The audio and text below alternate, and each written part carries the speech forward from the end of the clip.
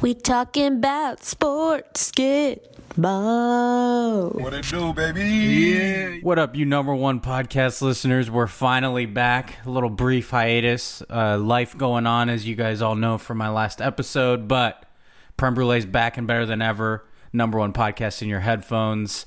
And this episode, I am joined by the man, the myth, the legend, Mr. 4.7 second 40-yard dash himself. In my prime. Not right now.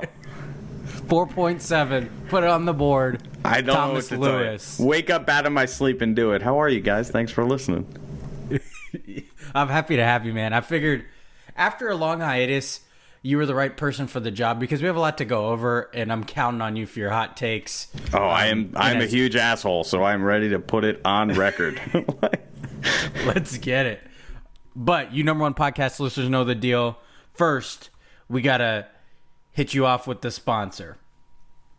This episode of the Prem Brulee podcast is brought to you by Urban Exterior Co. For all your roofing, siding, and gutter needs, please visit urbanexteriorco.com.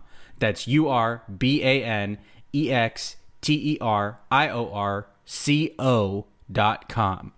The number one roofing, siding, and gutter company for the number one podcast in your headphones. Don't you ever forget it. Can I ask you something? Yeah. Do they do roofing? They do roofing. Do they do siding? They do gutters? They do siding. They do gutters. So they do everything. They do frickin' everything, let me tell you. And they got... Wow. Where else do you need to go? And they got a fire logo, too. I think you would approve. You being the artistic and brand forward person you are. I'm going to check it out, and I will let you know if I approve. I knew the URL because of the ad. Oh, that's a pretty sleek logo right there. That's pretty sleek, good. Isn't it? I always tell people if you're low, it's so much easier to do something safe and sleek like this because it looks modern, as opposed to trying and fucking up. Exactly. So they did a good job. They did a good job on this logo, which represents the great job they'll do on your roof rejuvenation. Wow, you can't beat that. Go hit up my dude Austin and Urban Exterior Co. All right, you number one podcast listeners. After a hiatus, we have a lot to go over. So first up, yeah, fam or nah, Thomas. I'm ready. Last time I recorded a sports-related episode, we were heading into the finals. So the finals wrapped up, and we went through an NBA offseason. So I got a few things to hit you, and then you hit the number one podcast listeners with whatever you're feeling, all right? Let's do it. So first up, the storylines. NBA Finals up first. The Suns went out to a 2-0 lead, but then the Bucks rattled off 4 straight wins to get their first title since 1971. Giannis Antetokounmpo had 50 points in a closeout game. He's the MVP of the finals. Just an absolute masterful performance in the finals. Totally came to play and proved why he's been a multi-time MVP winner. Then, in the offseason, of course, the NBA draft kicked things off. No surprise, Cade Cunningham went number 1 overall to the Detroit Pistons, and Jalen Green in his sparkly pinstripe suit went number 2 to the Houston Rockets. Then you had dominoes start to fall. Russell Westbrook, Carmelo Anthony are now Los Angeles Lakers. The Lakers roster is very old, as you no doubt have seen and read, you number one podcast listeners. The Miami Heat added Kyle Lowry and PJ Tucker. The Chicago Bulls added Lonzo Ball and DeMar DeRozan. The Knicks added Kemba Walker, Evan Fournier. The Sixers are still reportedly shopping Ben Simmons, according to news reports. In the meantime, they extended Joel Embiid, re-signed a whole bunch of other people. And then Steph Curry signed another $200 million contract. He's the first player in NBA history to sign a contract like that twice. So he's had 2 $200 million contracts, so good for him. Deserves it, yeah. Yeah, all that stuff. Give me a yeah, fam or nah. Focus on a couple of things that catch your ears. All right, I can do this really quick. The Suns were They're a nah. They were never going to win that title. I think that they were a really good team that got lucky on their way to the path, and it caught up to them. Giannis played exactly like how he's the greatest player in the world right now, so that's a yeah. Cade Cunningham to Detroit, Jalen Green to Houston, and the whole NBA draft. Everyone came out pretty well in the draft. There wasn't like a weirdo pick out of left field, which I guess Davion Mitchell for the Kings was a little odd, but other than that, everything. Then he balled out in the summer league for and them. He's got the best nickname of all time, I think. Actually, this might be my favorite. What's his nickname? Night Off, as in when he defends you, you take the night off. That's A+. Yeah, that's. I hate when rookies come in with nicknames, but that's amazing. I hate it for him because he's going to get forgotten in Sacramento, but yeah, I do love the nickname. I loved Westbrook and Melo to the Lakers. I actually think Anthony Davis is young enough to carry that team. People forget that just because they think LeBron's carrying the team. I think it's more about surrounding Anthony Davis with winners. Anthony Data Davis, because the guy's always in street clothes. We call him Tony. That's good. These That's parts. fine too. Kyle Lowry is a fucking bum. The Heat suck. I think Jimmy Butler's is wildly overrated, and he's robbed a couple teams. The Bulls adding Lonzo's cool. I actually love Lonzo. I'm a big guy, big ball brother guy there. Knicks basically got Kemba Walker because no one else in the league wants him. Kemba Walker was quite literally just a cash acquisition for them. It'll be big for New York. Like, people are going to eat that, right? Yeah, he's broken down, though. He just doesn't have it anymore. Nobody wants Ben Simmons anymore because he's an asshole.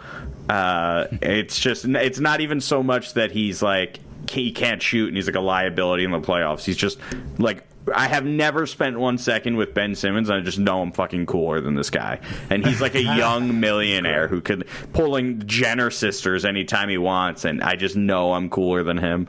And Steph Curry deserves it because he's the face of the league at the time the league fucking exploded. Because when in like 2013, when LeBron was on the Heat, that was when the NBA was like starting to get huge. Like, it was obviously always big. It was huge with Kobe and Shaq, but like it started being, now I feel like I see basketball everywhere. Like, everyone is a basketball fan, and Curry, I think, has been a huge part of that, because with these long threes coming in, anyone can go to the park and like shoot long threes, and it's like, cool, you want to play like those guys, you know what I mean? Not everyone can be fucking LeBron James and like be a 6'9" demigod. Like, that's just, so I think Curry's like a good face for that league, and he well deserves it.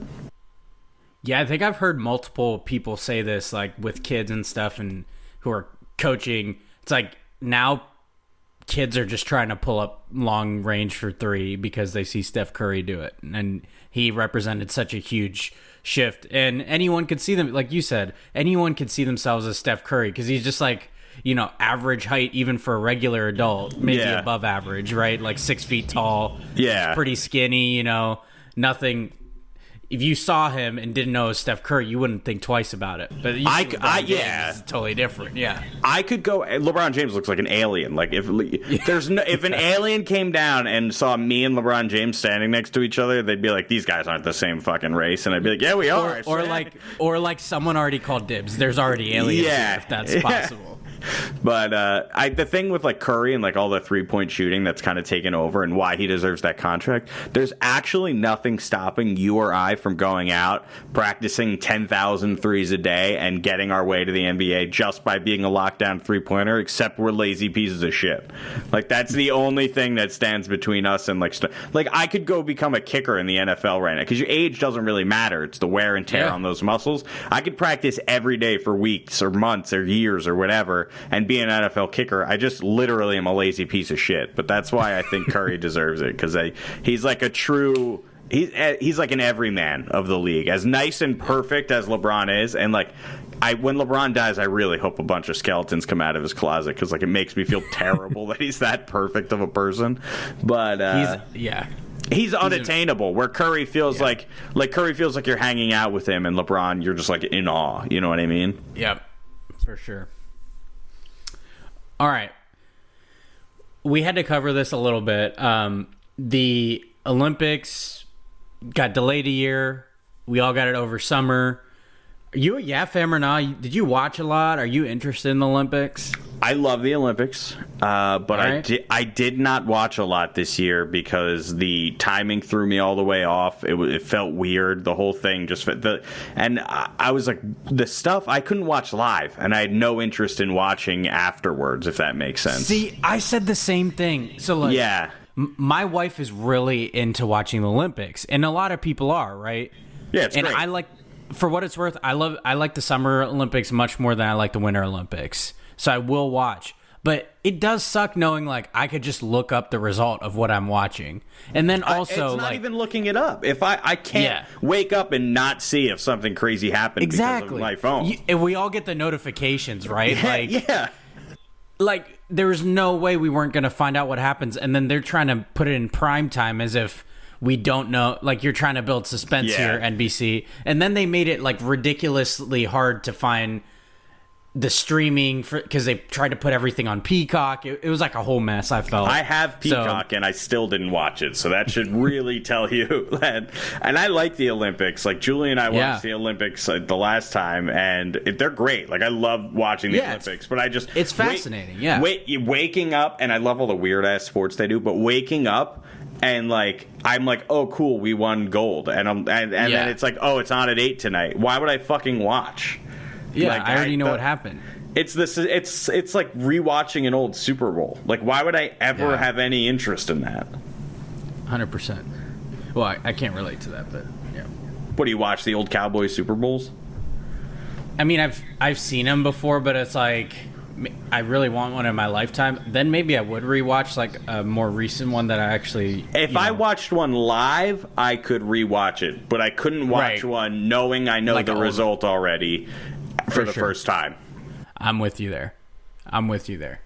Yeah, I'd say like overall I'm a yeah fam in the Olympics, but these particular Olympics, kind of a nod because of the time zone difference and all the things we brought up, but I'm really into all the different sports. It's cool to be able to like, I feel like every 4 years get a refresher on like, what am I watching here? Like they're doing synchronized dive.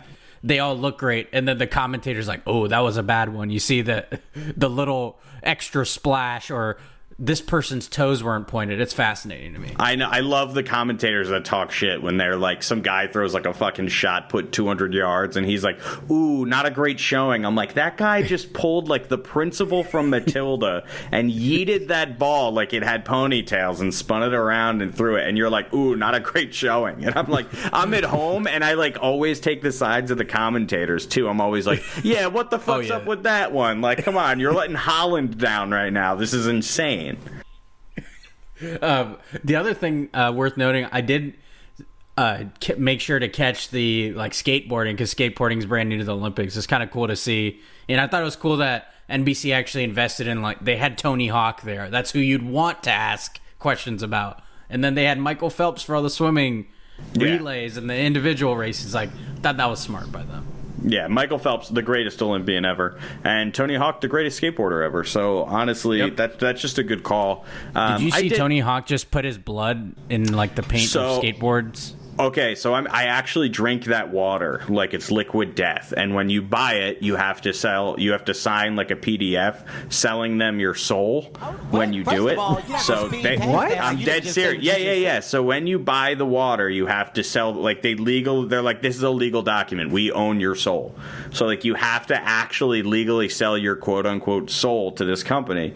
So when I got this email, I was like, oh, this is sick. Like, no one drinks this fucking water. I'm going to buy this skateboard and sell it for way more, you know, because people will be like, what the fuck? This is an insane thing. How did you hear about it? It was $500 for the skateboard.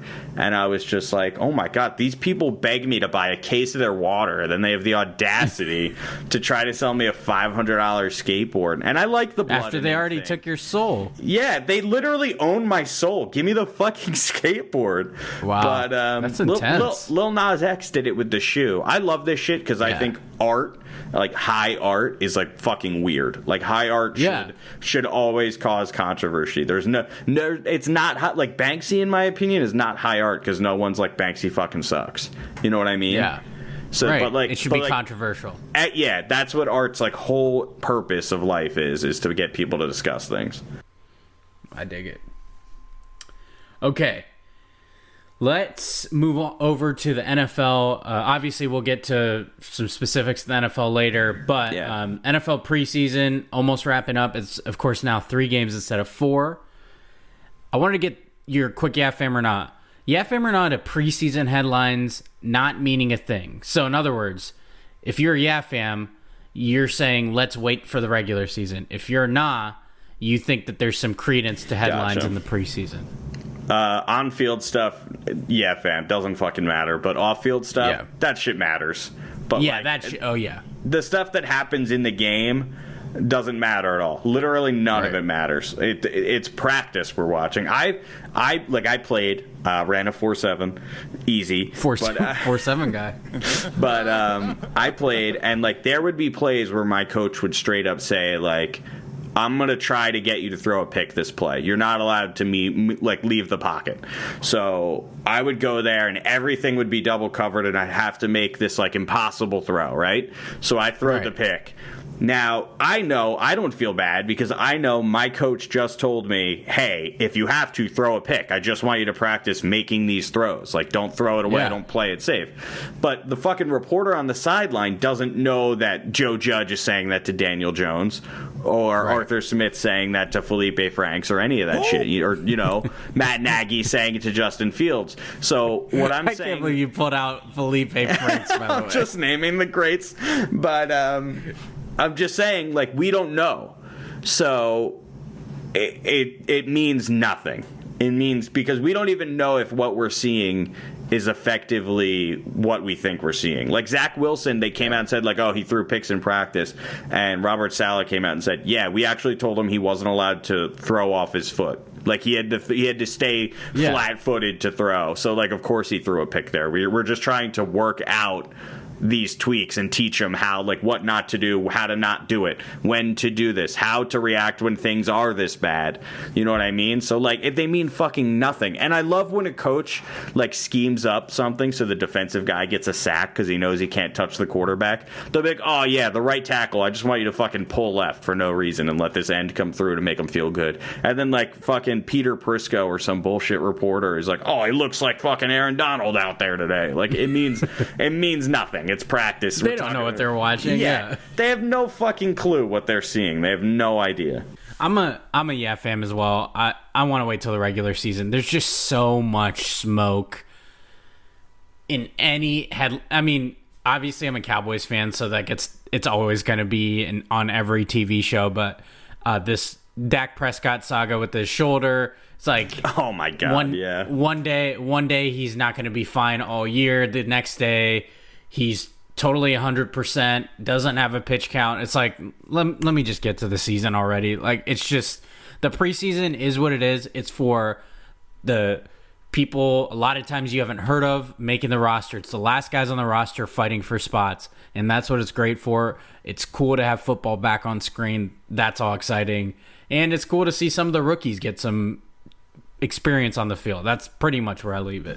Yeah, it's just it's organized practice. That's all the preseason is. It's not even as competitive as people think.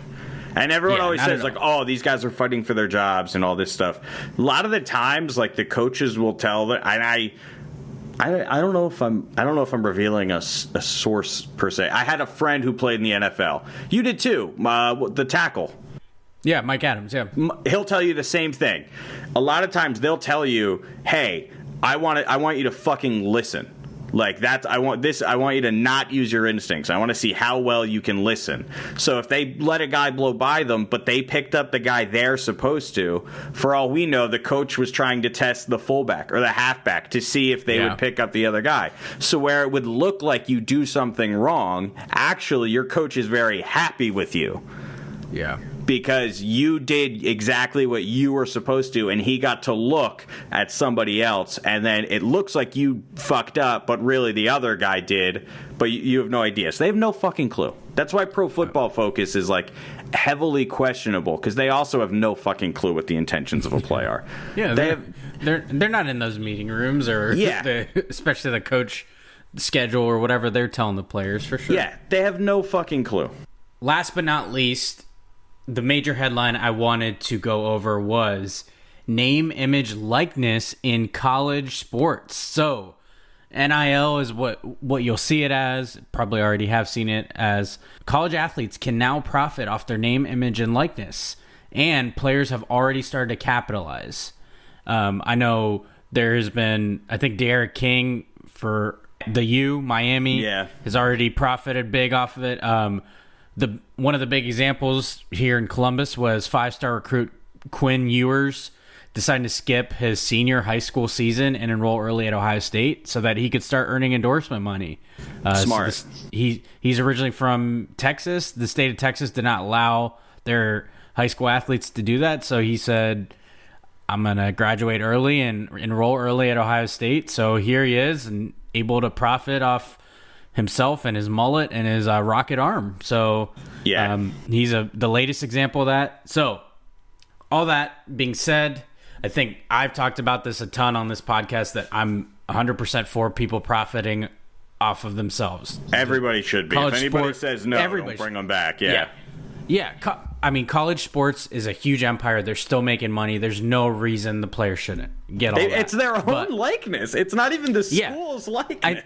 I just don't understand. Like, I think I brought it up. It is the idea that you couldn't profit off your own self is ridiculous. Anyway, the preacher to the choir. Bananas. But I wanted your fam or not. Now that the rules have changed, should previously penalized players, obviously everybody focused on the Reggie Bush example, the Tattoo 5 at Ohio State.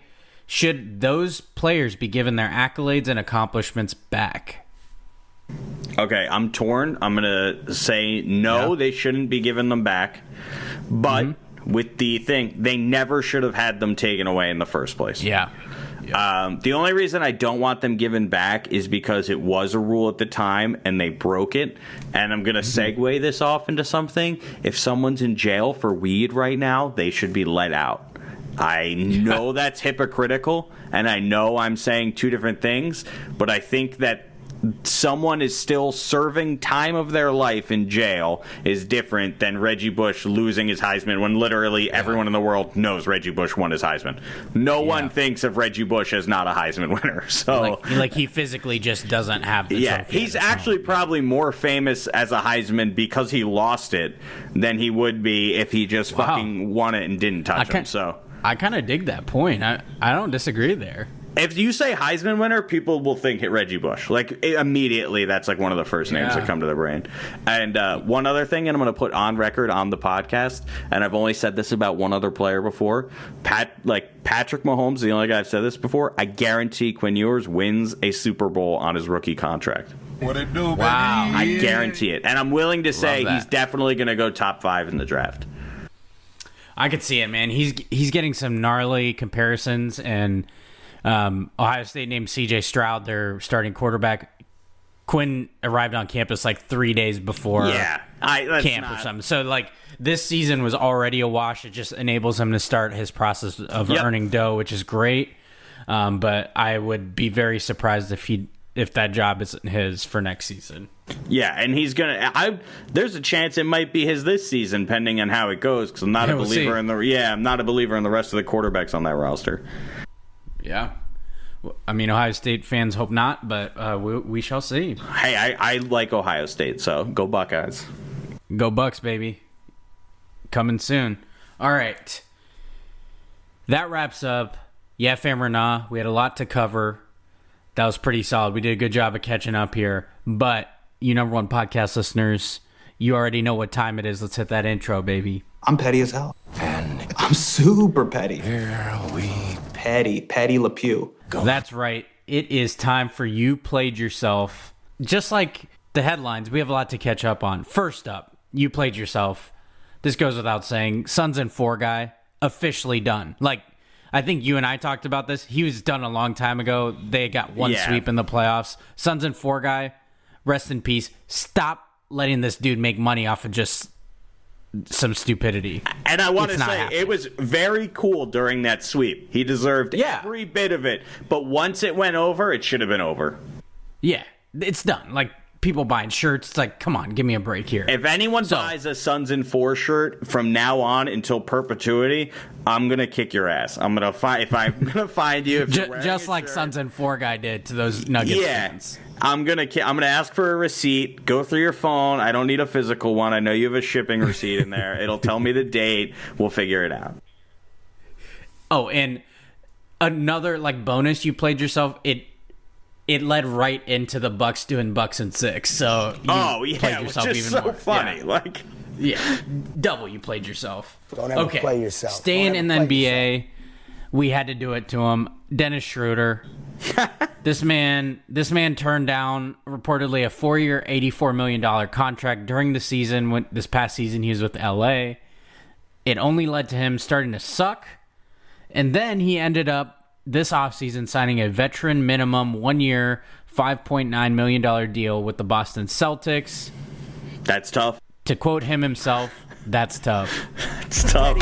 Not only that, by the way, he didn't just turn down that Lakers contract. They offered him that contract, and he stopped negotiating. He didn't even say no. He was just like... Like, he was that insulted, like, we're not even in the same ballpark. Yeah, he was like, we're not even in the same ballpark. So it's not even like he thought he was close to that. He never even came back at them with another offer. He wasn't even like, how about 4 for 95? You know what I mean? He literally was like, we're not even fucking close. So I'm loving it. I'm reveling in it. It's like, it's insane. Yeah, so I saw this like on Twitter. You know, everybody wants to be a contrarian, like, oh, let's not pour it on. Okay, people are questioning how you make fun of someone earning nearly $6 million. Yeah, I get it. $6 million more than I'll ever see. But just let me put it in perspective for you all. It'd be like as if us regular folk turned down a $70,000 salary and then ended up with under $5,000 instead. Just like, let's put it in our layman's terms, like in our broke terms.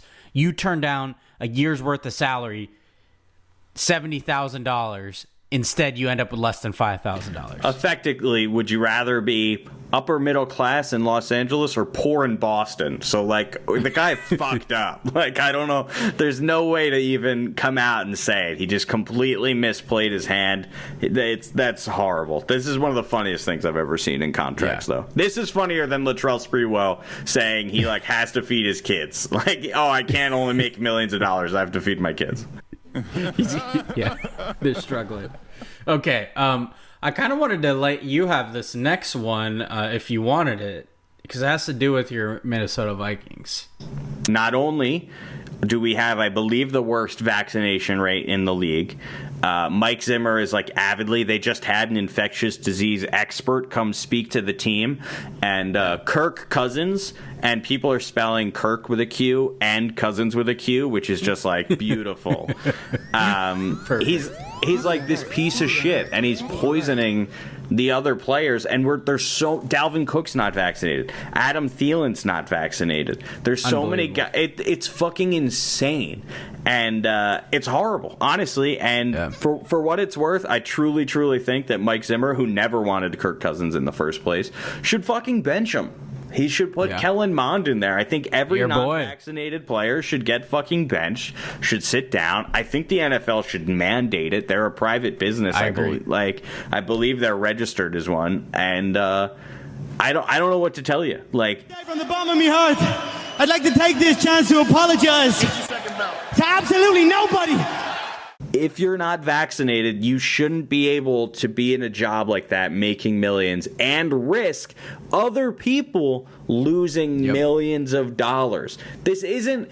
I know this is insane. This isn't your third grader being fidgety and not putting a mask on. This is a fucking grown man being paid millions of dollars, and instead of getting a vaccine that every smart person is telling him is safe, he thinks he's not only smarter than them, but he's not even willing to appease them and just go on and produce. So honestly, these people should be fucking cut. The NFL just said you can't cut them just because they're not vaccinated. I don't know if you saw that. Oh, I did not see that. So the NFL just came out and said you can't just cut people because they're not vaccinated. And it's like, you ever play fantasy where it's like, oh, you can't drop a guy if he has more than like 100 points for the year? Yeah. It's like that. You can't cut a guy if he's unvaccinated if he makes more than X amount of money. If he's made a Pro Bowl in the last 2 years, there's like protections to these fucking guys, and it's quite the opposite. Colin Kaepernick doesn't have a job, and Kirk Cousins, what he's doing is like infinitely worse. It's Colin Kaepernick at worst was a distraction and maybe a locker room problem. At worst. At worst, Kirk Cousins could literally murder his teammates. Yeah. This isn't close. 100%. That's not hyperbole. Like, that's absolutely... No, I'm dead. Yeah, none of that's... He could literally... Mike Zimmer lost his wife of natural causes very young. I don't know what to tell people. This is insane. He's like begging his team in front of the press, which is like so not him either. He's not a big... It's fucking insane. It's crazy. Absolutely crazy. Get your fucking shot. Don't ever play yourself. Got a couple baseball-related ones, and you're especially going to love these because they're purely for me, baby. Okay, cool. All right, MLB All-Star Game, you played yourself, and it's not... Let me just go over some headlines first before I get to the you played yourself part, because I figure it was like worth mentioning a few things. Vlad Guerrero Jr. won MVP of the All-Star Game. Pretty cool to be able to see these players we grew up watching, their sons actually doing amazing. Pete Alonso, the Mets, won back-to-back home run derbies. And awesome. Shohei Ohtani just continues being like the most ridiculous version of like a little league player I can think of. He was in the All-Star game as a starting pitcher and then led off at DH, and he's still just hitting bombs for the Angels. And somehow... By the way, bonus, you played yourself to the Los Angeles Angels of Anaheim, have two of the most legendary talents ever, only for them to continually miss the fucking playoffs. Never seen something like it. So, congratulations. But let me sound this petty alert real early here. You played yourself to the MLB All-Star Game because shout out my Astros players for sitting it out. Sound it, baby. Petty alert, petty alert, petty alert. You played yourself All-Star Game. Did I watch any of it? You bet your ass I did not. I will say, real quick, yeah. Is Ohtani the coolest player we've ever seen? Like, in our lifetime, I would say so. Like, Bonds wasn't cool to watch, I'm going to be honest. Bonds was amazing. No. But he wasn't cool to watch. No, because he would have been cool to watch if you combined what he was earlier in his career with later in his career, I would say. And he was getting walked all the time. All the time. Yeah, exactly. Like, as far as, like, exciting seasons, the Maguire-Sosa home run... Oh, yeah, from our childhood. Title was... That was, yeah. But, like, individual player, it's ridiculous watching. He's dominating on the mound and then still in the lineup hitting... That's like what dreams are made. You're so used to playing Little League, and the best player does that, and he's doing it at the highest level, the highest league in the entire world. It's absolutely fucking bananas. bonkers. It's being wasted on the Angels. That's my only... Well, fuck them. That's the only shitty thing. Okay, next up, I had to do this. Aaron Judge, you played yourself... This was a little while back, but he made a gesture referencing the alleged buzzer used by the Astros in 2017, the World Series champions Houston Astros, which was proven to be false, by the way. But then God. He made a gesture in Minute Maid Park, but then later that game, Jose Altuve hit a walk-off dong to beat the Yankees, whereby his teammates decided to rip off his jersey just to then expose the tattoo that he said he was protecting at the time. So, this goes out to you Yankees and Dodgers fans especially. And Thomas, I figure you're the perfect person for this one. It's been 4 fucking years of the Astros occupying that space in your head for free, and you played yourself, baby. Congratulations. You just brought them up. You just brought them up. This is my shtick. You played yourself rent free. I don't even think about them at all, bro. I need you to know this. It's actually, you know what? They're occupying expensive space in my rent, but the good news is I go with urbanexterior.com to take care of all of my roofing, siding, and gutter company needs, so it's okay to pay that extra money. Hey, I love that. We should have led with that one. Okay. You played yourself. Let's move on from baseball here. You played yourself goes to me and other Cowboys fans with this nagging shoulder injury for Dak. Setting up for disappointment already. The highs, the lows. The season hasn't even started. And here we are being jerked around by all these headlines. So here we go again. You know, you're going to have some Cowboys fans with this false sense of hope and others like me who are pessimists and think it's already doomed. And newsflash, that defense is already doomed. But anyway, I'm going to set myself up for failure, get my hopes up, just for them to be shot down. Like clockwork, baby. What a pathetic fraternity Cowboys fans are. You ever, like, see one in the public and you give them, like, a head nod? No. Because, like, every Cowboys it's embarrassing. Every Cowboys fan just looks like he beats his wife, like, innately. Like, you take a look at him and you're just like, oh, that poor woman. Like, every single time. I've been to a few away games, and they're just like, it is embarrassing. You feel secondhand embarrassment, and then people look at you as if like, oh, is this your guy? Yeah. Like we all know each other. Yeah, like, oh, this is your fucking boy. He's a clown. Yeah, exactly. Like, I tried it. I'm not. This is a stranger. I don't know. This guy I don't fucking know him. I don't talk shit like this. I've seen too much pain in my life.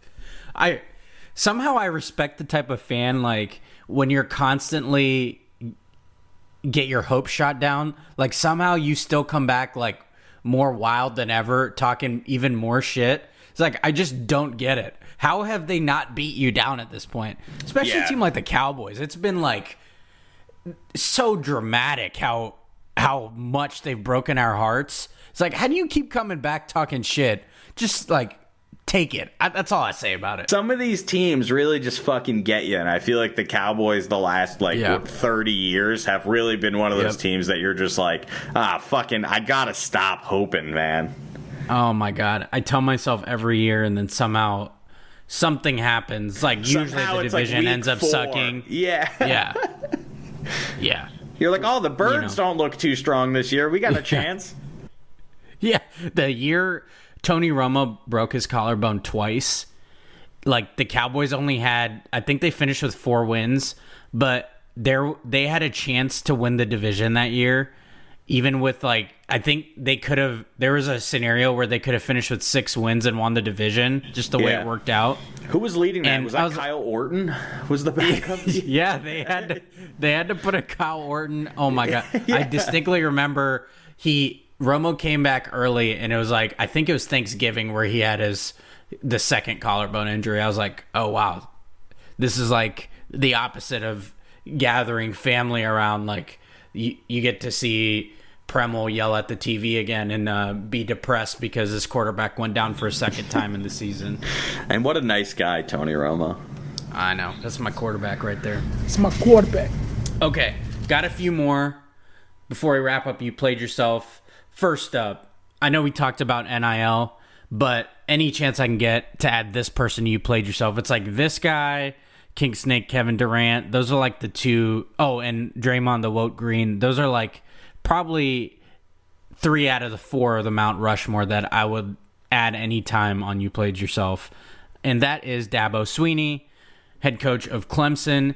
So, Dabo, everybody kept these receipts, but 4 years ago he said, quote, "But as far as paying players, professionalizing college athletes, that's where you lose me. I'll go do something else because there's enough entitlement in this world as it is. I've always said I'm against the professionalism of college athletics and the devaluing of education. That's what I've always said. If we professionalize college, we might as well coach the pros." End quote. What a loser. So I am not, in fact, reporting that Dabo is the former coach of Clemson, like if he kept his word, but I am, in fact, reporting that he fucking played himself. Sources. He's a fucking loser. He really is such a loser. He's the biggest loser. I'm glad it's not just my, like, sour grapes of a fanhood coming into play with Dabo. I just don't fucking like the guy. Yeah, and Clemson Twitter is hilarious. I once tweeted after the Notre Dame game when the kid DJ was playing because Trevor had to sit because of COVID. Yeah. I tweeted, I was like, oh, he's like not good enough to win this game. And everyone was like, yes, he is. I'm like, they fucking lost. I don't know what to They tell lost. you. In no world was he good enough to win, because if he was, they would have won. They would have won, yeah. They're like, I don't know. oh, it was the defense that let him down. I'm like, guess what? He just needed to throw one more touchdown then. Like, I don't know what to tell you. He wasn't good enough to win the game. And they were like, you're a fucking loser. And some kid DM'd me. He was like, oh, Notre Dame didn't make the championship. I'm like, wait a second. You guys got your shit kicked in too by Ohio State. What am I missing? And they're fucking that whole. Shout out Tom Gironda, total piece of shit. But Clemson is just full of losers. We love Tom, but we hate Clemson and we hate Dabo. All right, last couple. This happened recently. I had to throw it in there. Isaiah McKenzie, he's a wide receiver for the Buffalo Bills, subscribing to the school of Cole Beasley, the freaking idiot. Isaiah McKenzie took to Twitter and posted a letter that the NFL sent him, notifying him of a fine for not properly wearing his mask multiple times. He got fined $14,650 for failing to wear his mask properly. In the letter he posts, it states that he is unvaccinated. Which seems to be, unfortunately, quite the fucking trend in the Buffalo Bills wide receiver room. Diggs too.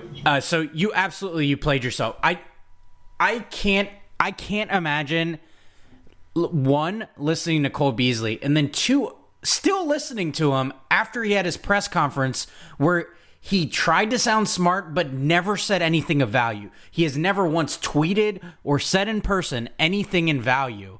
And then Isaiah McKenzie has the audacity to expect Twitter to feel bad that he got fined $14,000. Like, the fucking vaccine is free and a mask is $2. I get a vaccine once a week as a prank. You know, I'm just trying to get my Wi-Fi up. What are we doing? Like, not only you talked about the Vikings. It's literally life and death. It's not hyperbole to say that. One. No. Yeah. Two. Never mind that. Like, read the fucking room. You are an NFL athlete complaining about a fine for you not being responsible. I just can't imagine a world where you thought people were going to be on your side on Twitter. Do you know how he got caught? How? So, he got caught by an NFL official who just got done, like, giving them a speech on proper mask-wearing mandates. No fucking way. I'm dead serious. He wasn't caught on film or anything. He was literally physically seen by the guy who was there to remind them of the protocols. Like, you literally can't make that up. You can't make that up. Like, I mean, obviously you can, because, like, Hollywood wrote iRobot, so, like, they could probably feasibly come up with this. But we would laugh. If this was a storyline, we'd be like, that's not believable. Like, this is insane. The only saving grace about this is Cole Beasley and Isaiah McKenzie have now been fined, so they're essentially, like, it's strike one, and they could... If they do this again, they're on a short leash. Like, they could be suspended for games. It could get up to that. So. I honestly, at this point in my life, I just hope they fucking get COVID. Like, I hope they get COVID. I hope they isolate. I hope that no one else gets affected, and I hope they're at home miserable for a week, and then I want to see them come back. So I want them to recover. I don't want anyone to die. Yeah. I want them to recover, and then I want them to again say that it was nothing. And if they do, we should just beat the shit out of them. Wasn't there... I think there was a Bills player... It was some defense lineman that was vaccinated, and he still got COVID, but talked, like, in detail about how he was thankful he got he wasn't fully vaccinated. He was, like, a couple days away from being fully vaccinated, like the 2 weeks post second shot, and he got it. But he's still so thankful he got it because it helped minimize symptoms, and he was the reason he was standing there. So... I just can't imagine having an example like that and then still ignoring it. It's self-centered and then being fined, and that doesn't get to you. And then you think people are going to feel bad for you, so you post your fucking fine. And his email on Twitter. And his email, yeah. I've been signing up for, like, insurance all day for him. Yeah. Sign him up for everything. Yeah, all your promotional emails go to Isaiah I think it's Isaiah McKenzie16 at gmail.com for what it's worth. That's what I use for everything now. That's my new spam email forever. Sign it all up. Petty alert. Petty alert. Petty Okay. alert. I've been adding one non-sports you played yourself for each episode, just because I don't know why I have these. Well, I guess I do know why. I mean, I have a whole section called "You Played Yourself," so it fits. It makes sense. My non-sports you played yourself. For once and for all, please, can y'all stop using that goddamn Comic Sans font on Instagram posts? Just stop using it in general. Like, this dude, go Bucks, but Michael Thomas was trying to, he's dramatic about everything, but he was trying to say something serious on his IG story. I couldn't even read it seriously because it was in Comic Sans. Just fucking stop. If your Instagram post default to that font, that means you've used it in the past, so use a different one time, and your next post will show up on a better font. So there you have it. You played yourself. Sports, non-sports, everything in between.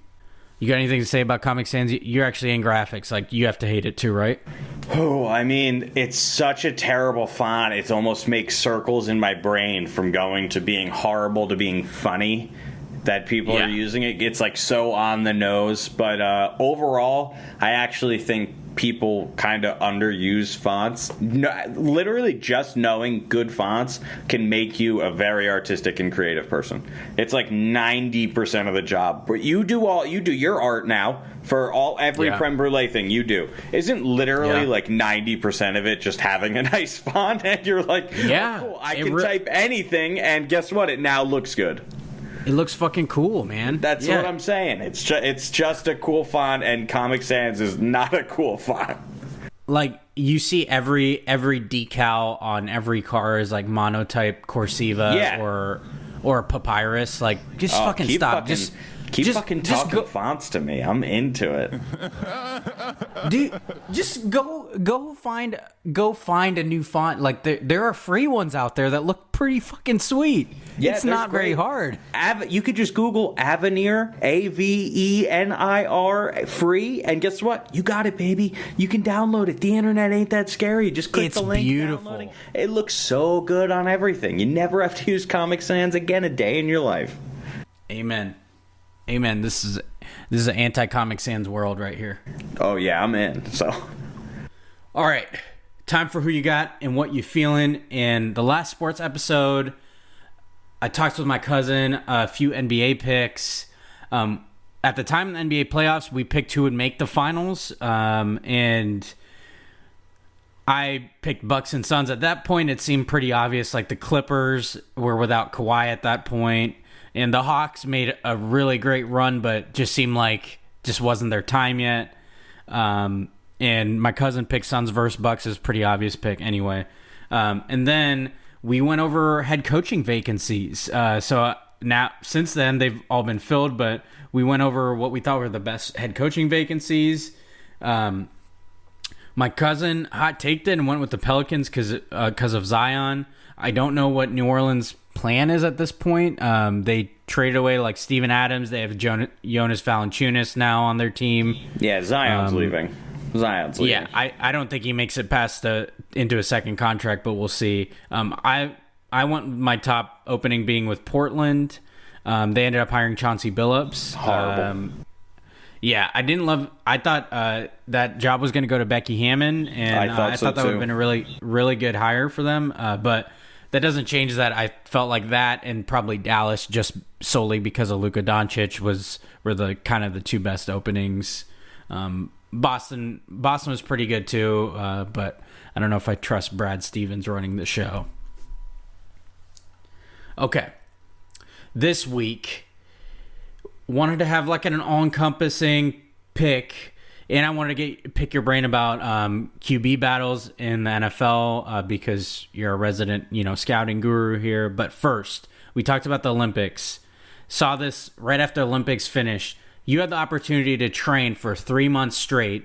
We were talking about how lazy we were, but imagine if you had the work ethic. I actually tried for 3 months. Yeah. What do you think you could at least get a bronze medal in? What event do you think you could actually get a medal in? Out of any of the Summer Olympic events. Do they have to be solo or team? It could be team. Well, I mean, I'd get a gold if I could play on the USA team. I don't even have to fucking do anything in basketball. The basketball team? Yeah, that's true. I'd literally get a gold medal. Like, I'd just be out there. That's I'd give true. them You six quick fouls. You wouldn't have to go out there. Yeah, so that's a gold. So we're gonna say that one's a little too easy. I'm gonna go a hot take here. I'm gonna say maybe sailing or archery. Okay. I just feel like archery's one of those things that, like, once you get it, you get it. Yeah. You know what I mean? Like, I feel like the first time I pull a bow back, it's going to be horrible. But, like, the 1,000th time, it's got to just be a whole muscle memory thing, right? And so many people tie in archery because there's, like, a plateau. You know what I mean? There's not, like, a more center you can hit or whatever. And then off chance, give me, like, fucking diving or something. Just because, like, diving has judges, and it's, like, infinitely easier to win something with a judge because you basically just have to impress them or be cool. So, like, maybe I'll be like, oops, my butt fell out. And, like, this is funny, right? Give me the fun. I'll work it up for. I'll be, like, the first funny Olympic diver. Like, I'm grabbing bronze. I dig it. Okay. What about you? I like the archery take. I was thinking, like, some of the shooting events, kind of the same thing. Like, if you could get with a really good trainer, I think they have, like, I think it's called Pistol, is the official event. But I was thinking one of those, like, I think if you got with the right trainer, you could actually get decent at it. I'll hot take it like you do with diving. How about that? How about handball? I thought that looked fun as hell. Handball looks fun as hell. You're right, and I feel like the Olympics actually just have, like, the only people that play handball. So I feel I feel like we could join their ranks. Yeah, that's what because I'm thinking to myself, it's like I'm slow as hell. I'm no 4.7 40 guy, so track's out of the question. You'll get there. I would run the single 40-yard dash versus your high school friends. I'm at least getting bronze versus the two of them, so let's go for it. The other thing I'm not going to be anywhere good at is any event related to the pool. So I was like, that eliminates quite a few events right there. Obviously, that's why I thought diving worked, because it's not really, you're not swimming. Yeah. I'm just jumping essentially. I just really don't think I'd be graceful. I don't think I have it in me. Maybe you would be better than I would at that. I would be like cannonballing it as a joke. But that'd be funny, and you just need one judge to give you a 10, and you're like set. Yeah, like you would need to stack the judges. Like, imagine it's the Olympics. Okay, you have like this dramatic walk up to the end of the diving board. You sail down, you start to fail over. You just do like a 60-foot belly flop. You're wheezing. They have to pull you out of there. The judges are losing it. It's the funniest thing I've ever seen. I need you to be on the judging panel if that's the event I'm picking. I would definitely bring it. I'd be like, honestly, we should reward his gall because that was fucking hilarious. Like, who does a 60-foot belly fucking flop? Badass. Yeah, like that's the most alpha move I've ever seen. These are 10s or 5s, whatever they grade diving. I've never watched it. Hell yeah! All right. Now on to the NFL. Wanted to pick your brain here a little. Some QB battles have named their Week 1 starters. Some teams have named their Week 1 starters. The Chicago Bears named Andy Dalton their starter for Week 1. Who? The Jags, no surprise here, named Trevor Lawrence starter. The Broncos named Teddy Bridgewater starter over Drew Lock. And the Patriots haven't named one yet. It is between Cam Newton and Mac Jones. Bill Belichick has been pretty steadfast saying it's Newton's job. I mean, he played last year, so I think he's went on record saying like Mac Jones would have to do something substantial to overtake that. But speaking of COVID protocols, Newton had some misunderstanding. He went to go see an expert or something. But anyway, he had to sit out for 5 days from practice due to COVID protocol. 5 crucial days of practice, obviously, because Mac Jones got to take first team reps. So that'll make things a little interesting. Get a little gray depending on what you think of preseason headlines. We're not going to hear shit from Bill Belichick about it though. Do you have any problems with these starters? I don't have. What were you gonna say? Oh, I'm gonna say. Let me just get it out of the way. You already know it's Justin Fields' season around here, so I don't have a problem. So I have no problem with the Jags naming Lawrence starter. When you take somebody first overall, they really shouldn't be able to sit. Yeah, 100%. Broncos naming Teddy Bridgewater over Drew Lock is just bona fide insanity, because if they weren't all in on Drew Lock, they should have drafted one of the they should have just drafted Justin Fields. It's just insane. It's just Bridgewater might be the better quarterback, but if they weren't all in on Drew Lock, it just looks fucking terrible. The only reason I don't have an issue with Dalton over Fields is Fields actually probably isn't ready. He's definitely the better quarterback, athlete, anything you want to say, but in terms of like the first, people forget I think the first 2 weeks of the NFL are actually the hardest lines to hit on Vegas, because shit's kind of wacky. Nobody really knows. Like, there's so many plays where somebody just doesn't know the playbook yet. There's so many plays where someone's just like out of sync. So if you're going to try, starters haven't played all preseason either. So if you're going to win those games early, which are every game's a 50-50 game the first 2 weeks of the year. Like, almost every single. There's some that are 60-40 if the talent's just that crazy. But I do think Andy Dalton is less likely to make less mistakes, or more. What? He will make less mistakes. He's less prone to mistakes immediately than Justin Fields. I know you're more of an expert, but you're wrong. So I like Justin Fields, and people forget the only thing Justin Fields can't do is read a defense properly, which is fine, because guess what? It literally hasn't been his job until today. Like, it hasn't been his job until 3-4 months ago. You know what I mean? Yeah. So, like, if he's going to be great once he gets all that stuff down. It's just a matter of getting it down. That's the only difference. The only thing that sets him and Trevor Lawrence apart is Trevor Lawrence already knows how to read a defense. So, hypothetically, he's going to learn more than Justin Fields over time because he has a head start. That's why guys like Russell Wilson are crazy, because they jump that gap. You know what I mean? Yeah. They caught up to all the guys who did know more than them. And Justin Fields can absolutely do that. So I'm not saying Justin Fields isn't the better quarterback or worthy of starting. I just understand for week one why they're starting Andy Dalton. Time will tell here. For what it's worth, do you have a pick or, well, I don't know if these are the same answer, but a pick for who will start week one for the Patriots and who you think should start for the Patriots week one? Cam will start. I think it should be Mac Jones.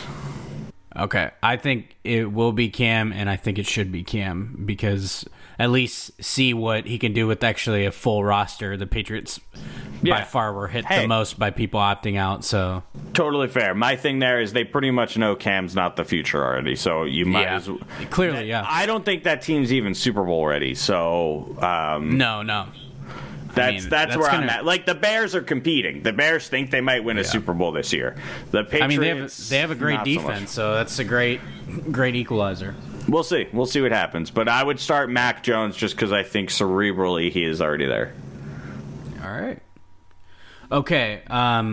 From your estimation, which rookie quarterback has looked the most impressive so far? And a bonus, which rookie quarterback do you think ends up with the best season? Fields has looked the most impressive. Zach Wilson will have the best season. All right, I like that. Yeah, Wilson's just in a really good opportunity. I think that Jets offense is more talented than people think it is. And I think preseason, and again, preseason doesn't matter, but like, if what you want in a quarterback is like this new kind of hybrid where the guys he can run and move and throw and everything, who's had the most plays that makes you think, holy fuck, that was great? It's Justin Fields. Yeah. I like that Wilson pick, and it'll be interesting to see what they do, because I feel like the Jets' lines look pretty good in the preseason. Obviously, it's preseason, right? Well, Becton's a stud. Becton's like a legitimate. He's one of the three best tackles in the NFL. It looks, speaking of created players, it looks ridiculous out there with him throwing blocks. Yeah. Oh, he's insane. Yeah, he's like a spitting image of Jonathan Ogden. So it's like, it's just nuts that we get it again. I'm going to go, you already know. So I like your Wilson pick for sure, but in the interest of being different and then also being predictable, I'm going to go with Fields for both answers. My guy Justin Fields, and replace that I with a 1, baby. You already know the vibes. Oh my God. I just think Justin Fields isn't going to get enough opportunities to have the best season. Oh, it's going to be like Deshaun Watson. The Texans Bill O'Brien maintained that Tom Savage is going to be their quarterback. Took him one half of football before they replaced him with Deshaun Watson. Justin Fields, maybe I'll give him a couple games, but you better put his ass in. Matt Nagy, you're not hired for a long time, man. You got to save your own job, and you already know who gives you the best chance to do that. It's true. All right. How about what are you feeling lately, man? I've been really into like watching super old movies. So I found out YouTube has like a giant collection of these movies from like the 40s and like these silent films and all this stuff. And turns out it's fucking awesome for background like while you're working. So like low key, I love just putting on like an old ass movie, not paying attention. I don't give a fuck because the movie's boring because all movies suck. And just throwing it on in the background. But it's like a podcast almost. You know what I mean? It's like I'm listening to it's an audiobook, but someone filmed it. Yeah. So it's like cool. And there's people that actually take these old movies and do voiceovers. They basically put sound to silent movies. No way. Yeah. So I thought that was cool. And someone turned me on to it. So now I kind of listen to them. And it's kind of cool to hear. So that's what I'm into. And it's the weirdest what I'm feeling I've ever done. Yeah, that's because I was literally about to follow up with how do you watch those? Because I've always had trouble with old movies. Like, I don't do well with black and white. And it's like one of those things like we were talking about with the Olympics. I can't know that there's a better quality out there and then purposely watch something that's worse. I put them on in the background, but I will say I've recently switched from I can't work with music anymore. So I went from music to podcasts, and then from podcasts to YouTube videos. Now from YouTube videos, I'm on my way to old movies. So, but I'm with you. Every movie made before like 2000 fucking trash. Literally, there's not like what the first good movie that ever came out was 50 First Dates. Like, and I stand by that adamantly. Like, that's the greatest film of all. That's cinematic genius. Like, I don't know what to tell people. That's the greatest. How you feel about The Wire, that's like how I feel about 50 First Dates. Like, it's just so fucking great. Like, there's no anyone.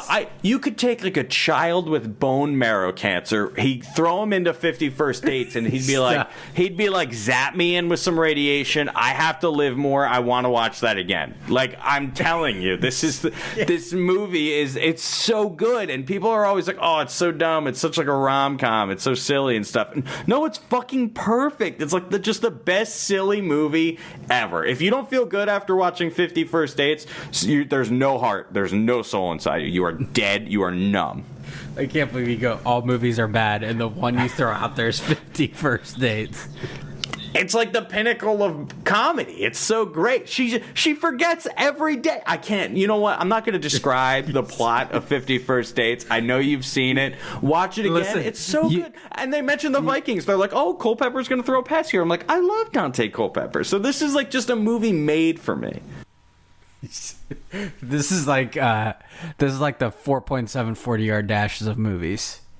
Well, both because they were basically both it claims to have happened, but true. Line it up. I will lace it up. All right, give me 2 weeks. Let's see what 40 I run in 2 weeks. I'll film it. Do you want to tell the number one podcast listeners what you ran today? No. Okay.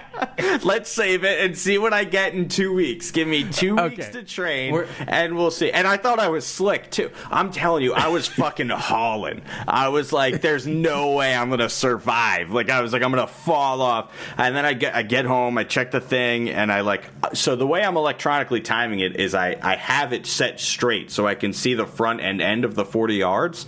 And then I'm recording, and then once I pass the line, I'm taking that time to the time I cross the line. And I can look at it in Adobe, so I get like an electronic timing essentially, and it was not fucking kind to me, like at all. It was very upsetting. I kept seeing it, and I was like, all right, I was going through, I'm like 4 or 5, I'm like halfway there. Wait a second, this can't be right. But I'm just saying, I ran a 4.7, and I'm blazing fast. I will run into any movie theater playing 50 First Dates at a 4.7 clip, guaranteed lock of the century. You'll do it popcorn in hand too. I will bronze medal in watching 50 First Dates, 100%. No, you a gold medal. Nobody else is competing in that way. There's not. I know the movie. There's no way Adam Sandler knows that film better than I do. There's just no way. And he lived it. Absolutely. He lived the 50 First Dates. Amazing. 50 First Dates super fan. So, what are you Thomas feeling? Lewis, What are you feeling, Premal? What am I feeling? Mine's sentimental. I'm feeling, I did that episode with my wife, and I'm feeling all the people we heard from who appreciated our episode and us sharing our journey. And just, I'm feeling like being appreciative of my wife and our growing family, everything going so far so good, knock on wood, all the good stuff. But I'm just feeling sentimental about our growing family, and the response from our last episode. It meant a lot that it resonated with people, because that's what our goal was when we recorded it. We wanted it to help people, or hear our story and feel comfortable talking to us about it, or sharing with whomever they feel they're comfortable sharing it with. So definitely feeling that. Yeah. Your kid's beautiful, wife's great, but have you seen 50 First Dates? Because I feel like if you have, this would be what you're feeling. It gave me the same feelings that 50 First Dates gives the general public. There you go. Honestly, just compare the life of your child to 50 First Dates. So yeah. Hopefully gives that rom-com feel to it, Whenever that kid comes out, I'm gonna make it watch 50 First Dates. That's Uncle Thomas is gonna come over and make it watch 50 First Dates. Baby's gonna come back and be like, Uncle Thomas keeps making me watch this movie. I think terrible movie. I think he's like Drew Barrymore in the movie. Keeps forgetting that we've seen it. Oh my God! See, that could be the thing. I could trick them and be like, "This is a real disease," and then the next day I could be like, "This is a real disease." Just so you know, like, people have this every day. I suggest people watch 50 First Dates. I'm like, guys, you should watch 50 First Dates. It's very relatable. And the next day I'm like, have you guys watched 50 First Dates? It's so relatable. So I'll just mail the sketch into Saturday Night Live. They could do it. That seems up their alley. They're gonna be like, yeah, 50 First Dates was like 20 years ago. What the fuck is this person bitching? Why is he writing mail? Just text us. Carrier pigeon? What the fuck is that? Yeah, well, we spent a lot of time on 50 First Dates. We haven't spent enough time on 50 First Dates. There's never enough time. Anyway, let's hit that too much sense to wrap up this edition of Prem Brulee. All right, you number one podcast listeners, my too much sense for this episode. So, the motivation for this actually came from something we talked about earlier. Giannis Antetokounmpo dropped this knowledge gem in one of his press conferences during the NBA Finals. He said, and I don't know if this is credited to someone else, but he said it, so I guess maybe look it up if it's not him. He said, when you focus on the past, that's your ego. When you focus on the future, that's your pride. And when you focus on the present, that's humility.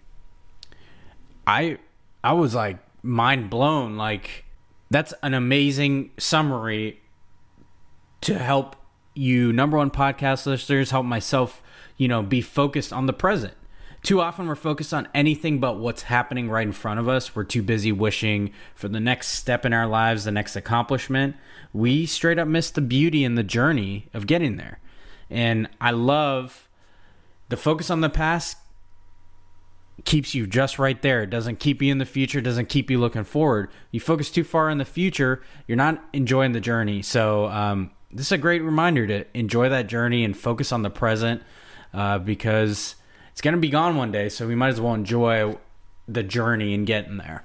I think that was very well said. So I agree with literally everything you're saying. And on top of all that stuff, like when you are, like I think it's very important to focus on the present. And when you're in the present, don't just focus on it, but take it all in. You know what I mean? Yeah. Sometimes zoning out in the present is just as healthy and good. Yeah.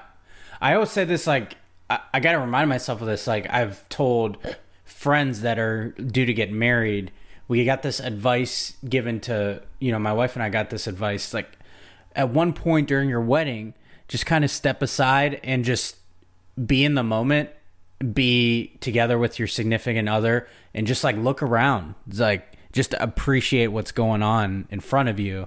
And I was like, that's really good advice. And Steph and I actually did do that at one point. We kind of just were spectators looking at this event that was for us, but it was like a moment to take in all the good. And I think there's ways to do that even in days that aren't your wedding day, All I want for my wedding from you is 50 copies of 50 First Dates.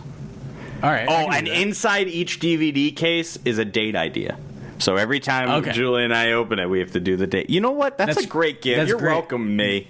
That's a great gift, and it's not going to cost me a lot because like it's like $1 a DVD. Yeah, I'm sure you can get it pretty fucking cheap.